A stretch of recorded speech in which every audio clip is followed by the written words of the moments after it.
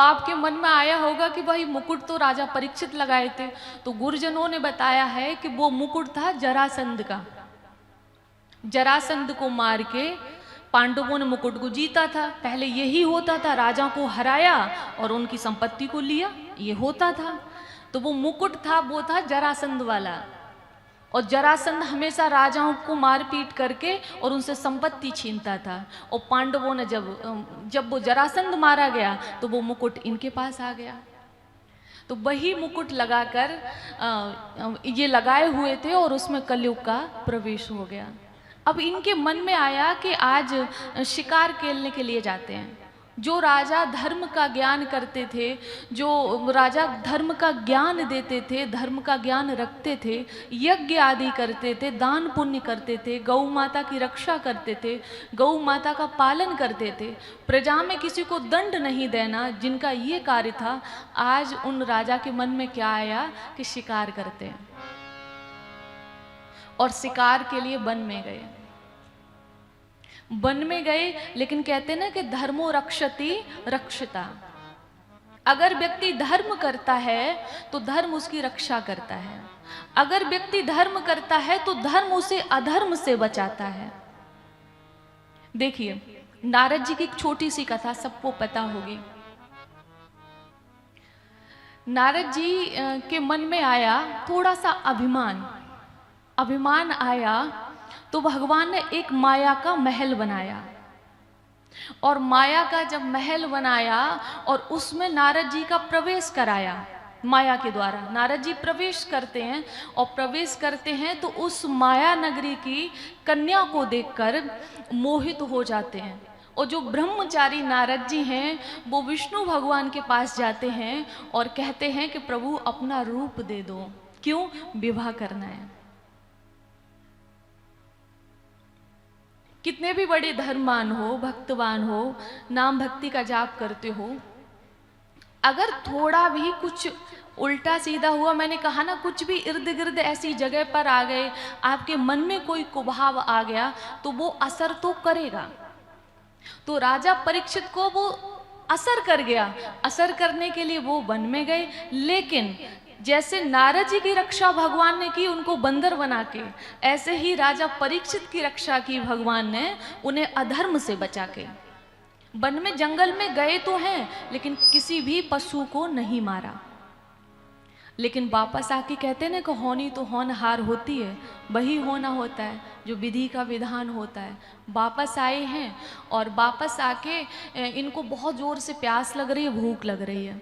अब वन में तो कुछ है नहीं, तो एक ऋषि के आश्रम में प्रवेश किया, समीक ऋषि। तो उनसे कहा कि मुझे भूख लगी है, कुछ खाने के लिए दे दो, प्यास लगी है, थोड़ा जल पीने के लिए दे दो। तो ऋषि थे समाधि में, तो इनको लगा कि हम राजा हैं और इन्हें ये लग रहा है कि भाई कौन राजाओं के चक्कर में पड़े, स्वागत करना पड़ेगा, माला डालनी पड़ेगी, तो फिर इसलिए ये आंख बंद करके बैठ गए हैं। ये सोच के इन्होंने मरा हुआ सर्प पास में पड़ा था और उन ऋषि के गले में डाल दिया, और वही सर्प इनकी मृत्यु का कारण बना। जाके ये सर्प डाल दिया और ये अपने घर पे आ गए। श्रृंगी ऋषि, जो शमीक ऋषि का बेटा था, श्रृंगी ऋषि, उसने श्राप दे दिया, इतलंगित मर्यादम तक्षका सप्तमेहनि, कि हे राजा परीक्षित, जिन हाथों से तुम्हें ऋषि के गले में माल्य अर्पण करनी चाहिए, जिन हाथों से प्रणाम करना चाहिए, और आज तुमने क्या किया कि हमारे पिताश्री का, ऋषि का अपमान कर दिया। तुमने मरा हुआ सर्प डाला जो गले में। जाओ, तुमको श्राप देते हैं कि आज के 7वें दिन तक्षक सर्प के डसने से तुम्हारी मौत हो जाएगी। ये श्राप दे दिया। जब ये श्राप दिया और बालक छोटा ही था, रोने लगा। जब शमीक ऋषि के नेत्र खुले और नेत्र खुलने के बाद उन्होंने कहा कि ये बालक क्यों रो रहा, तो वो सर्प जो गले में पड़ा था ऐसे उन्होंने आराम से निकाला और फेंक दिया। उन्होंने कुछ सोचा भी नहीं और उनको पता भी नहीं चला कि किसने डाला, क्या हुआ। अपने बच्चे से पूछा कि बेटा क्या हुआ, तो कहा कि पिताजी आपके गले में राजा परीक्षित ने मरा हुआ सर्प डाल दिया था। अरे बेटा तुमने कुछ कहा तो नहीं उनसे? बोले मैंने श्राप दे दिया। क्या श्राप दिया कि आज के 7वें दिन उनके सर्प के डसने से उनकी मौत हो जाएगी। आज बच्चे को बहुत डांटा शमीक ऋषि ने कि ये तूने क्या किया, ऐसे राजा तो हमें इस धरती पे मिलेंगे नहीं। अरे राजा है तब तो प्रजा है, अगर राजा नहीं होंगे तो प्रजा कैसे जिएगी।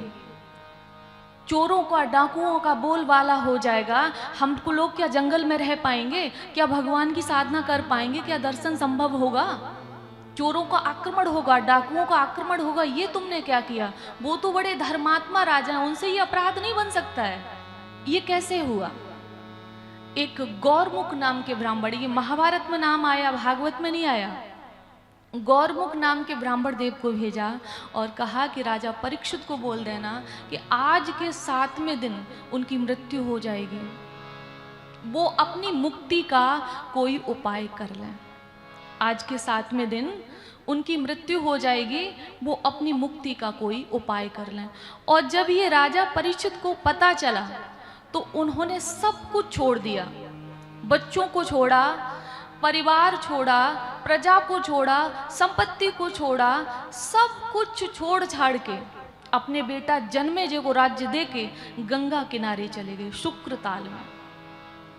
और वहां सबसे पूछते हैं कि जिसकी मृत्यु 7वें दिन तय हो जाए उस व्यक्ति को क्या करना चाहिए। म्रियमाणस्य किम कर्तव्यम, मरने वाले व्यक्ति का क्या कर्तव्य है, उस व्यक्ति को क्या करना चाहिए, किसका भजन करना चाहिए, किसका पूजन करना चाहिए, किसका नाम लेना चाहिए, और उन 7 दिनों तक उसे क्या नहीं करना चाहिए। अब विचार करने योग्य बात है, 7 दिन कोई राजा परीक्षित के ही जीवन के थोड़ी थे, हमारे भी तो जीवन के 7 ही दिन हैं। आज आप लोगों के बीच में हमें 3रा दिन है, 3रा दिन। आज का अगर छोड़ दो तो 4 दिन बचे हैं, 7 दिन हो गए, और इसके बाद फिर सप्ताह शुरू हो जाता है। ऐसे महीने, साल निकल जाते हैं, हम कब 10 साल, 20 साल, 30 साल, 50 साल, 60 साल के हो जाते पता चलता है नहीं। लेकिन कहते हैं ना कि जब जागो तभी सवेरा। राजा परीक्षित जाग गए, जब उनको पता चला तो गंगा किनारे चले गए।